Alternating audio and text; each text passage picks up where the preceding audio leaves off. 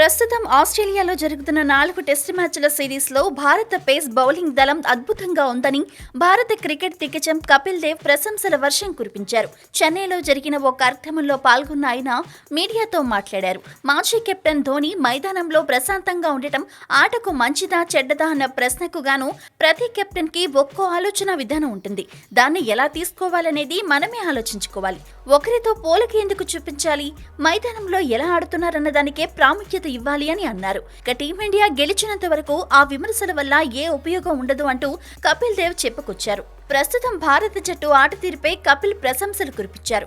గత 15 నెలల్లో ఏ జట్టు ఇంత బాగా పేస్ బౌలింగ్ చేయలేదు. భారత జట్టు అద్భుతంగా ఆడుతుంది. ఇది నిజంగా నమ్మశక్యంగా లేదు. ఇంతకు మించి నేను చెప్పేదేమీ లేదు అంటూ కపిల్ దేవ్ అన్నారు. గురువారం ప్రారంభమైన సిడ్నీ టెస్ట్లో భారత బ్యాట్స్మెన్ రాణించడంతో టీమిండియా భారీ స్కోరు దిశగా సాగుతోంది. భారత బ్యాట్స్మెన్ పుజారా సెంచరీతో చెలరేగగా ఓపెనర్ మయాంక్ అగర్వాల్ హాఫ్ సెంచరీతో రాణించగా తొలి రోజు ఆట ముగిసే సమయానికి టీమిండియా 4 వికెట్లు కోల్పోయి 303 పరుగులు చేసింది.